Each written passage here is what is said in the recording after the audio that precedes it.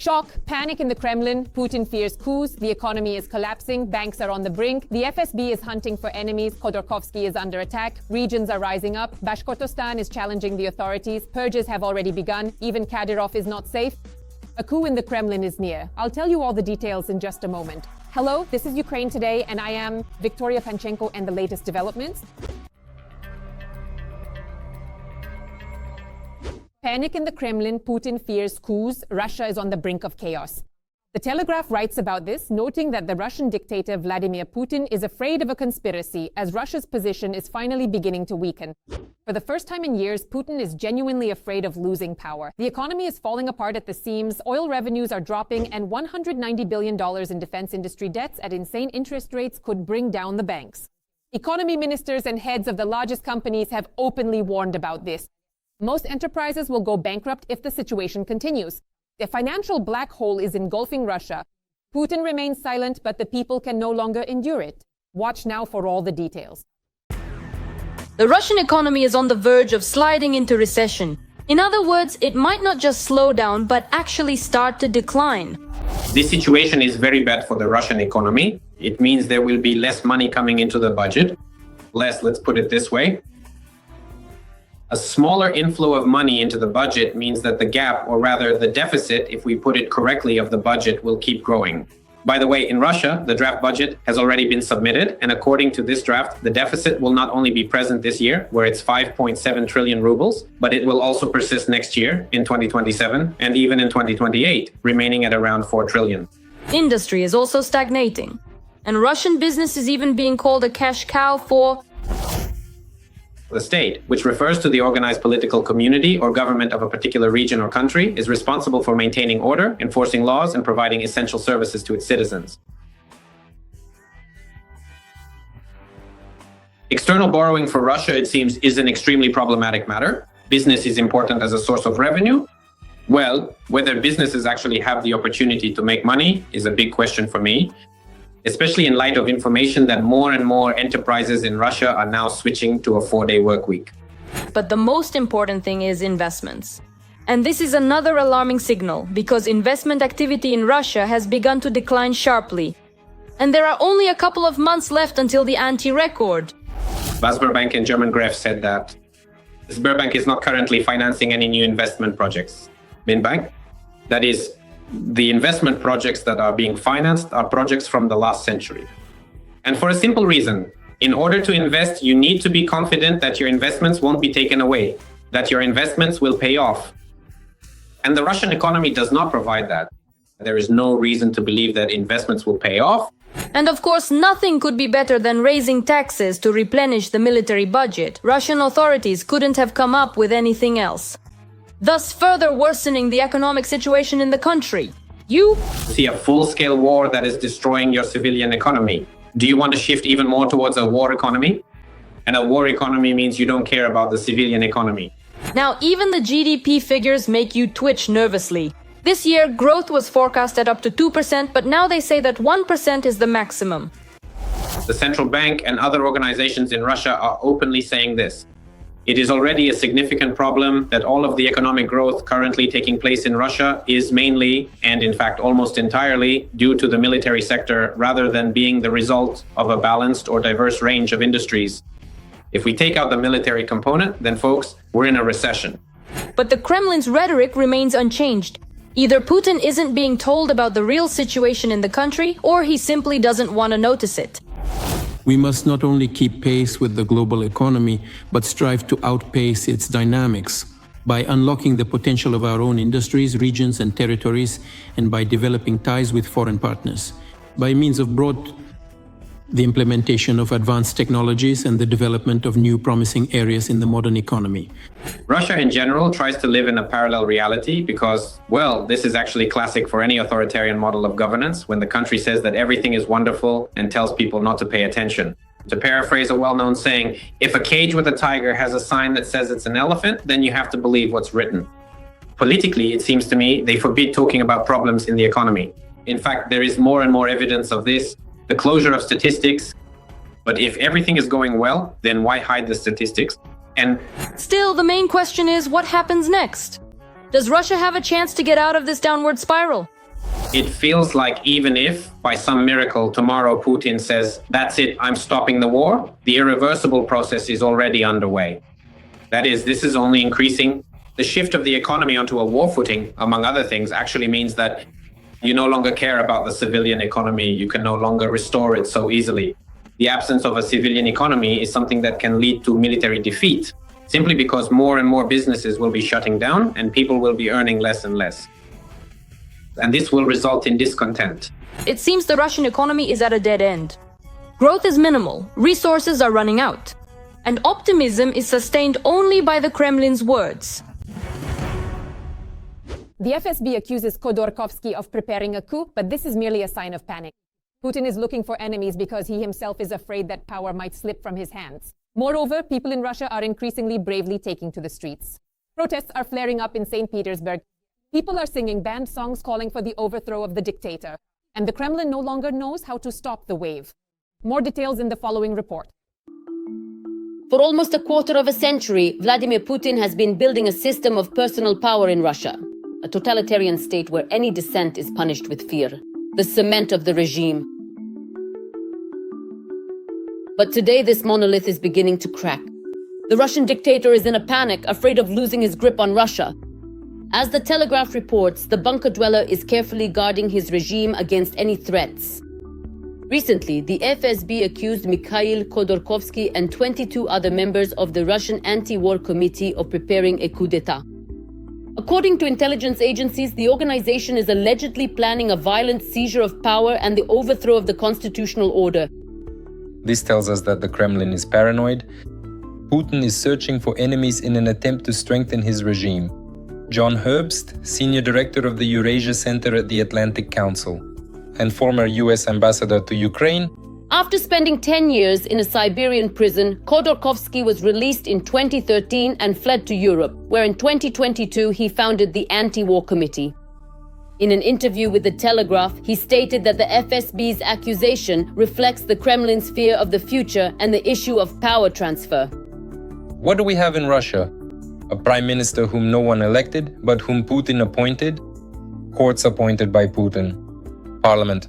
Seats that were filled as a result of rigged elections and whose legitimacy no one believes in. Mikhail Khodorkovsky, Russian entrepreneur and publicist. They couldn't care less about the liberals who fled after being castrated. They're not afraid at all. They're not afraid of each other. Of the same predators, those who walk around you, smile at you every day, and swear loyalty to you. These ones can.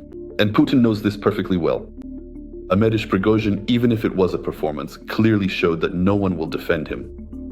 Neither the National Guard, nor the police, nor the rank and file, nor the generals, no one cares, no one gives a damn. And that's why Putin is afraid. And indeed, fear becomes the key word. The dictator is cornered and the economic situation only heightens the anxiety. Russia's Minister of Economy, Maxim Reshetnikov, has admitted that the country is on the verge of recession. The banking system is suffocating under the debts of defense enterprises. According to Harvard analyst Craig Kennedy, $190 billion in loans have been issued to defense industry companies without guarantees. And now this bubble could burst at any moment. Moreover, Ukrainian drones have destroyed more than half of Russia's oil refineries, forcing refuelers into huge lines at gas stations and causing a fuel shortage. And new sanctions from across the ocean have only intensified the blow. Donald Trump has imposed the most painful restrictions since the start of the war. The giants Rosneft and Lukoil have come under fire. Now China and India are reducing their purchases of Russian oil. Almost 3 million barrels per day are at risk. And along with them, half of the Kremlin's revenues. But Putin fears not only internal threats, but also external ones. The dictator is pulling more and more air defense systems toward the Kremlin. There are already 5 layers of defense around the capital. S-300 and S-400 systems are being brought in from all regions. Every voice matters. Join our community, support independent journalism and help us bring you the truth from Ukraine. Become a member of Ukraine Today. Join us now. Shock. Putin no longer controls the regions. Bashkortostan has erupted. Regions where thousands have died in the war against Ukraine are rising up against the Kremlin. A challenge has been thrown at Putin. People are taking to the streets. The resistance is gaining momentum. See what's happening in the heart of Russia coming up next. Bashkortostan has become a source of cannon fodder for the Kremlin. The Russian elite sends Bashkirs to the front without caring about the losses. As a result, Bashkortostan leads in the number of deaths in the so-called special military operation. The Russian Empire will soon cease to exist. And then our peoples will finally gain the long-awaited freedom. Everything is being decided right now. The time has come to act. Do not stay silent. Rise up. Fight for your independence. For freedom. For oppressed peoples. This is an address from the soldiers of the Bashkort Company. The unit is fighting on Ukraine's side in the International Legion, while in Russia itself, the company has been declared a terrorist organization. The company symbol is a flag in the national colors of Bashkortostan, but in a different order. Just like on the old flag from the times when the Bashkirs fought for independence in 1917 to 1919. A crescent in the center completes the design. The Bashkirs are helping Ukraine defend its independence and dream that this very independence will come to their own home as well. The Republic has its own oil, gold, copper and industry. And that's it. Moscow siphons it all away. But the Bashkorts themselves are rather poor. We live in poverty. They take everything from us. All of this should be ours. They can't live without us. It's the other way around. They won't be able to. We will succeed. But the Bashkirs' struggle is taking place not only at the front, but also in the rear. The underground movement in Bashkortostan has been active since 2022, and it is overseen by that very Bashkort company. There are activists, people who, under our guidance, work for the good of the homeland, that is Bashkortostan. And honestly, sometimes I find myself thinking about it at times. It's hard to say who is in greater danger. Here we are, fighting in Ukraine, on the battlefield at the front, with a rifle in our hands. Or civilians there, carrying out certain responsibilities, when literally anyone around could be an enemy. Because of the enormous risk, all operations of the Bashkir underground remain secret, but sometimes footage of the struggle appears online, such as the burning of the Russian Empire's flag in January of this year.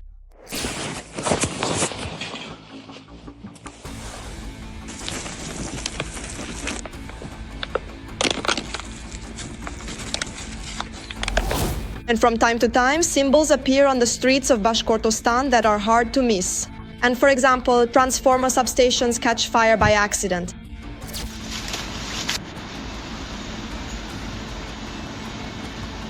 Arson of transformer substations, workshops and enterprises that work for the defense industry. After that, we have information that work there stopped. And it stopped for a long time. We also had an operation to plant explosives on a bridge. The underground works a lot, but carefully. Many operations will only become known years later, and some the world will never find out about. But every single operation, even the smallest one, is a step toward the freedom of Bashkortostan, and they will achieve it. Putin is so afraid of a coup that purges have already begun. Even the Kremlin's favorite Kadyrov turned out to be... With a blow, the president of Russia is in a panic. The enemy could be within, and so a large-scale purge of everyone who might pose a threat to his power is underway. The Kremlin spares no one. The Kremlin jackal Ramzan Kadyrov is once again losing ground. This time, even the media talking heads have bared their teeth at him. A normal home. The place of Ramzan is now in the mouths of propagandists. The Kremlin pointed the finger after the scandal with State Duma Deputy Shamanov, who in 1996 commanded a group of Russian troops in Chechnya. Now, in 2025, he is at the deputy's microphone. The general couldn't hold back and expressed outrage at the decision to rename settlements. Cossack stanitsas, which have their own historical names. Not only did you drive out the Russian-speaking population from there at the beginning, now you're erasing the names as well. This is the history of our state. What are you doing? I'm asking you. To this, the head of Chechnya, who has always flaunted his special status in the Kremlin, reminded Shamanov of the war crimes committed and sent the old man in uniform to the so-called special military operation. But instead of apologies, a torrent was poured out on Kadyrov, a bucket of propagandist filth. I'm addressing you personally, Shamanov. If the word patriot isn't just an empty sound to you, gather your supporters and head to the front lines in the special military operation zone. Let's see what you're capable of. Your vast experience, which you gained by tormenting civilians, is something we know about firsthand. Kadyrov, apparently boasting about the participation of Chechens in the special military operation zone, is unilaterally sending Shamanov to the front. Shamanov! Excuse me, but what right does Kadyrov even have to speculate on the topic of the special military operation? He's not the one who decides who gets sent to the combat zone and who doesn't get sent. We have a commander-in-chief, Vladimir Vladimirovich Putin. We have military leadership, the general staff. Shamanov is a professional soldier who served his country for many years and was wounded in action. And it's important to note that his awards are earned with his sweat and his blood. That's a fact. That's a historical fact? But what about Kadyrov? We've all seen the photos, some video recordings. Judging by everything, Kadyrov has an entire gallery of these medals. But what are they really worth? He awarded them to himself. Let's compare Shamanov's biography to Kadyrov's biography. It seems to me that many people thought Kadyrov is starting to lose his grip now, because this is a pretty typical exchange of pleasantries for Kadyrov. With General Shamanov, it ended with Kadyrov saying his ritual words about how such generals should be put on trial, and then nothing else happened. There wasn't even a hint of an apology. And on top of that, everyone knows that Kadyrov is not in the best physical shape, that he's preoccupied with his legacy, with succession in the Republic. Overall, this is a good moment for everyone who truly hates him, both among nationalists and within the security forces. It's a chance to test Ramzan to see whether, by the end of 2025, he still has any real ability to actively resist. Ramzan tried to show that it's too early to count him out in a rather unusual way. The Russian central bank has just put up options for the new design of the 500-ruble banknote for public voting. Kadyrov mobilized all his administrative resources in the region and started campaigning hard for the image of the Grozny city complex. This sparked an unprecedented interethnic and internationalist squabble across the Russian internet. Not only the Zayd supporters and Putinists got involved, but even the so-called liberals. It's not just anyone trying to impose their will on Russians, but Ramzan Kadyrov himself, the living distorted mirror of Putinism. An unelected thug appointed by Putin, who treats not only Russian laws written on paper, but any norms of decency at all, with undisguised contempt, threatening and intimidating others. Who, while heading the poorest region in the country, lives no worse than a Saudi sheikh, showers his relatives with palaces and Rolls-Royces at the expense of the budget, and bestows government positions and awards on his underage son, known only for beating a detainee in prison. Kadyrov, with his style of governance, is completely out of step with both society and the times he lives in. The scandal erupted with such force that the central bank hastily cancelled the vote for the banknote. But discontent is still simmering in Russian society. If before, people were even afraid to look in the direction of the clan, now they openly curse them at every turn. Even the Kadyrovites themselves are dissatisfied. For the first time in the past 30 years, the Kremlin did not support them. The nationalist movement is growing in the Russian Federation's hinterlands. The Russian community, which absolutely rejects anything that isn't Russian. That is why, in the current reality of the Russian Federation, Ramzan Kadyrov, as an official with special status and with Chechnya, where everything is absolutely unique, simply does not fit in. And furthermore, if we talk about Ramzan Kadyrov, as an official now, his role is over, so to speak. I see that the goals and objectives set by the Kremlin for the Federal Center regarding the Chechen Republic have all been completed, meaning all the goals and objectives have been achieved. It's no secret that conquering the North Caucasus as a whole depends entirely on conquering Chechnya. Today, Chechnya is subdued. Moreover, within the territory of the Chechen Republic, that is, within its borders, a 150,000-strong group of Russian troops has been deployed. These are not just conscripts, these are military personnel who have been tasked with fully and completely controlling this region. Therefore, everything that Russia needed to do before the start of the large-scale war in Ukraine, all of this was done with the involvement of Ramzan Kadyrov. As we remember, all the high-profile crimes and contract killings were committed either with the direct involvement of Ramzan Kadyrov or with the participation of people associated with him. That includes Boris Nemtsov, Anna Politkovskaya, and other journalists who were killed both within the Russian Federation and abroad. In other words, this entire set of tasks that was assigned to Ramzan Kadyrov has now been fully completed. Everything has been finished. So, the project is complete, the contract is over, and now the question is what to do next with Ramzan Kadyrov. It's ironic that now the very machine of propaganda and security services that spent years building up Ramzan Kadyrov's image is now devouring him. It's quite possible that the ailing little Tsar who lives in the illusion of his now lost influence will end up facing trial. All those feats that were attributed to Dondon on Russian TV screens could, in an instant, be reclassified as crimes against Russians. And what do you think about a possible coup in the Kremlin? We're looking forward to your comments. Stay tuned for more, keep up with the main news, and don't forget to like. Wishing you peaceful skies above.